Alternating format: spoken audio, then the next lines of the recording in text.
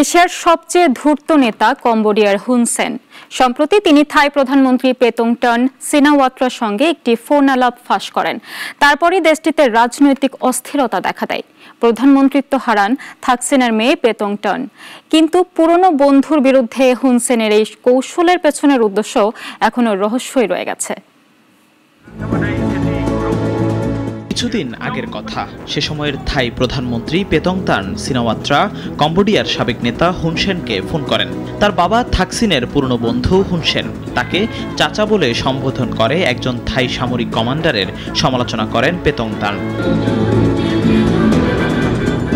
কিন্তু কদিন পরেই বাধে গোল। বলা হয়ে থাকে সেই ফোনালাপ ফাঁস করে দিয়েছেন কম্বোডিয়ার ধূর্ত নেতা হুন সেন। থাইল্যান্ডের রাজনীতিতে সেনাবাহিনীর প্রভাব ব্যাপক। ফলাফল, থাইল্যান্ডে ব্যাপক ক্ষোভ ছড়ায়। পেতংটনকে প্রধানমন্ত্রী পদ থেকে সাময়িকভাবে বরখাস্ত করা হয়েছে। পুরনো বন্ধু হুন সেনের এই বিশ্বাসঘাতকতায় বেদম চেটেছেন থাকসিন। নিজে ক্ষমতায় থাকার সময়েও থাকসিনের কাছ থেকে নানা সুবিধা নিয়েছিলেন হুন সেন। থাই জনগণ অভিযোগ করেছিল দেশের স্বার্থ বিকিয়ে কম্বোডিয়ার স্বার্থ দেখতেন থাকসিন। কম্বোডিয়ায় ক্যাসিনো ব্যবসা বৈধ, থাইল্যান্ডে নয়। কম্বোডিয়ার জুয়ার ব্যবসায়ীদের নিজ দেশে নানা সুযোগ করে দিচ্ছিলেন থাকসিন। থাইল্যান্ডের তদন্তে কম্বোডিয়ার প্রভাবশালী ব্যবসায়ীদের বিরুদ্ধে জুয়া ও প্রতারণার অভিযোগ উঠেছে। হুন সেন দাবি করেছেন তার কাছে থাকসিন সিনাওয়াত্রার বিরুদ্ধে গোপন নথি রয়েছে, যা রাজতন্ত্রের অপমানের অভিযোগে ফাঁসানোর হুমকি দিচ্ছে। কিন্তু কেন এই বন্ধুর বিশ্বাস ভাঙলেন হুন সেন?